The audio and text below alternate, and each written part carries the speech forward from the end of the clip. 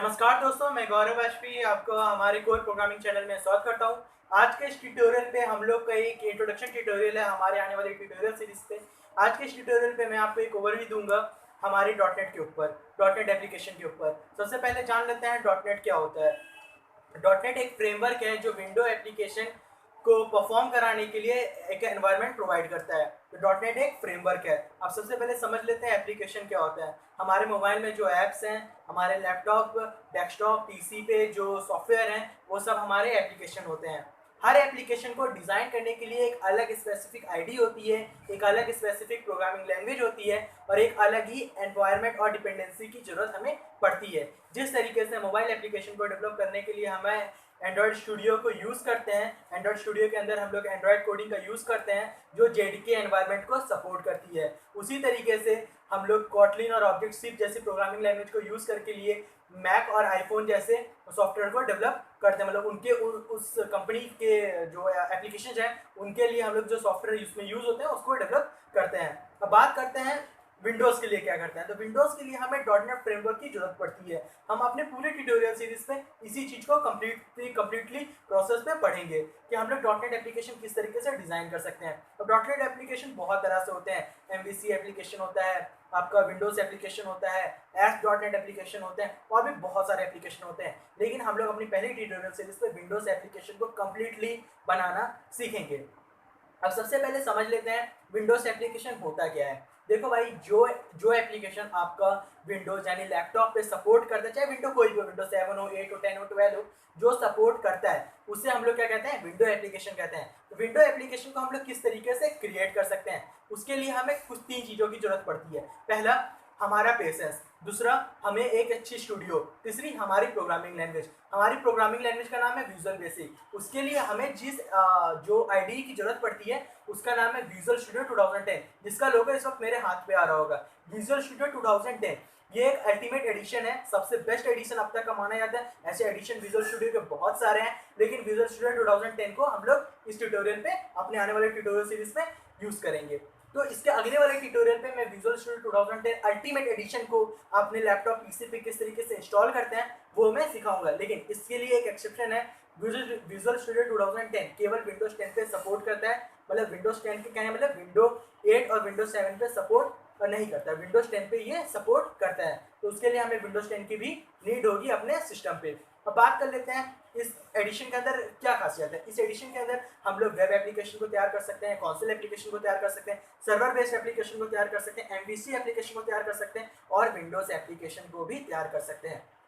अब बात करते हैं, आप मेरे स्क्रीन में देख सकते हैं बहुत सारी आईडी की तस्वीर आ रही होगी। पाइचार्म आ रहा होगा, इंटेल जी आ रहा होगा, यूनिटी आ रहा होगा, बिल्ड बॉक्स आ रहा होगा और विजुअल स्टूडियो भी आ रहा होगा, माइक्रोसॉफ्ट एसक्यूएल सर्वर भी आ रहा होगा और भी ना जाने बहुत सारी चीज़ें आ रही होंगी।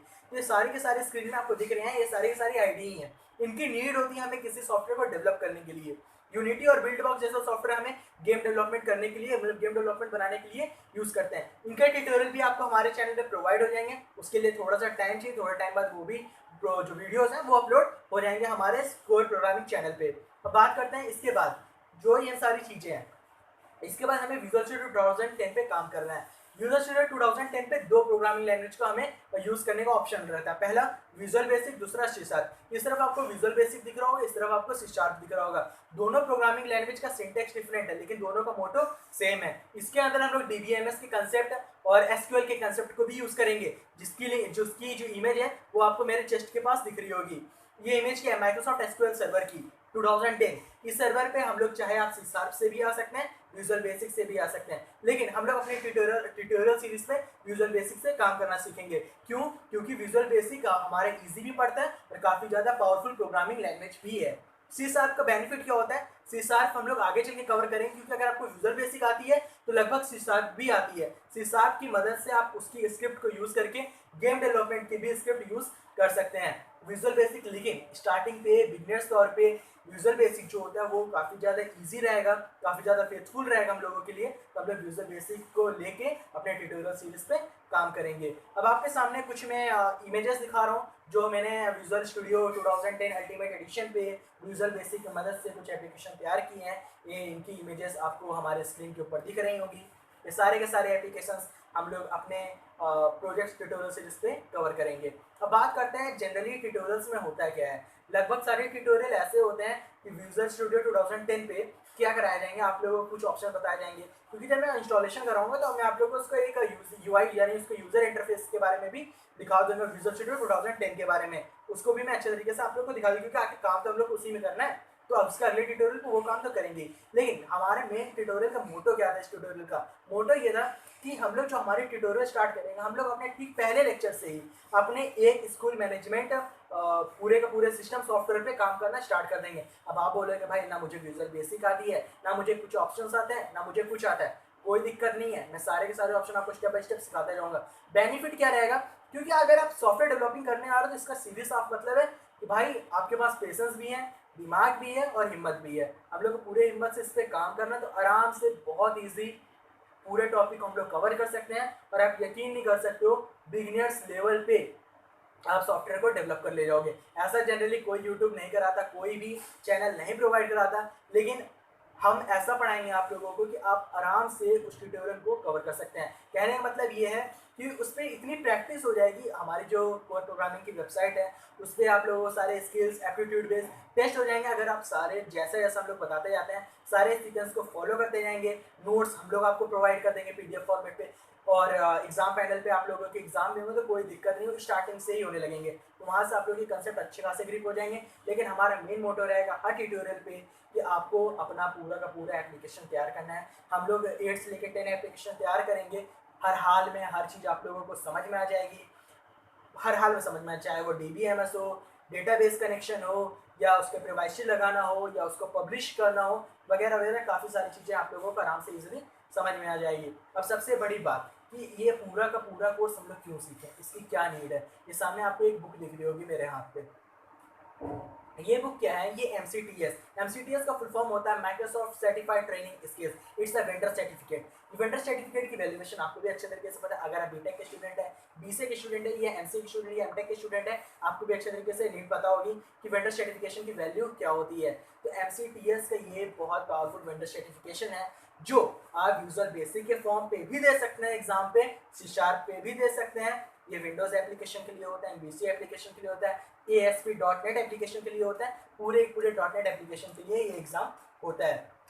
इससे अगर आप हमारे ट्यूटोरियल सीरीज को कवर करते हैं तो आप यकीन मानिए, अगर आप मेरी ट्यूटोरियल सीरीज को कवर करते हैं तो आप लिख के ले लीजिए कि हमारे जो MCTS के लगभग 80 to 90% क्वेश्चन मैं कवर करा दूंगा। जो क्वेश्चन जनरली पूछे जाते हैं वो सारे क्वेश्चन कवर अप हो जाएंगे।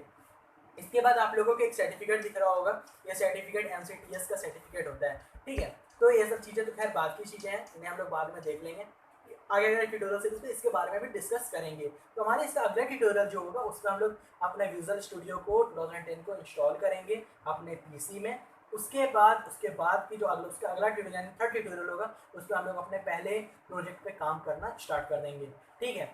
इसके बाद एक मैं लिंक आपको दूंगा, उसके अंदर कुछ ट्यूटोरियल्स के डेमो हैं जिनकी मदद से आप समझ सकते हैं कि हम लोग किस तरीके से एप्लीकेशन तैयार कर सकते हैं, क्या एप्लीकेशन होते हैं, ये सब सारी चीज़ें हम लोग उस चीज़ में देख सकते हैं। हमारी वेबसाइट का लिंक भी आपको डिस्क्रिप्शन बॉक्स में मिल जाएंगे। अगर आप हमारे चैनल पर नए हैं तो प्लीज़ गाइस चैनल को सब्सक्राइब कर दो, वीडियो अच्छा लगा हो तो वीडियो को लाइक कर दो। कोई भी डाउट आता है, कुछ और कंटेंट जानना चाहते हैं कि आप जो हमारे ट्यूटोरियल्स हैं उसमें कोई और प्रोग्रामिंग का मतलब कुछ और लैंग्वेज को, जो मेरा मोटो है वो कुछ और प्रोग्रामिंग लैंग्वेज हो या कुछ और हो, C# पे लो, विजुअल बेसिक हो, जैसा भी आप कमेंट बॉक्स में मुझे बता सकते हैं। लेकिन हमारी ट्यूटोरियल सीरीज पे विजुअल बेसिक से स्टार्ट करेंगे, वो आपके लिए बेस्ट है और मुझे भी ईजी लगती है, मेरी प्रोग्रामिंग अच्छी है, उस पर कमांड लाइन भी मेरी बहुत अच्छी है, तो वो एप्लीकेशन उस प्रोग्रामिंग पर हम लोग एप्लीकेशन तैयार करेंगे तो काफ़ी ज़्यादा बेस्ट रहेगा। इसके बाद एक छोटी सी चीज़ और है जो मैं आप लोगों से डिस्कस करना चाहता हूँ कि एक छोटा सा क्वेश्चन है कि सिस्टम सॉफ्टवेयर और एप्लीकेशन में क्या डिफरेंस होता है, ये आपको हमें कमेंट बॉक्स में बताना है। ट्यूटोरियल अच्छा लगा हो यार तो प्लीज़ सब्सक्राइब बटन को प्रेस कर दो, बेल आइकन को प्रेस कर दो, वीडियो को लाइक कर दो। मिलते हैं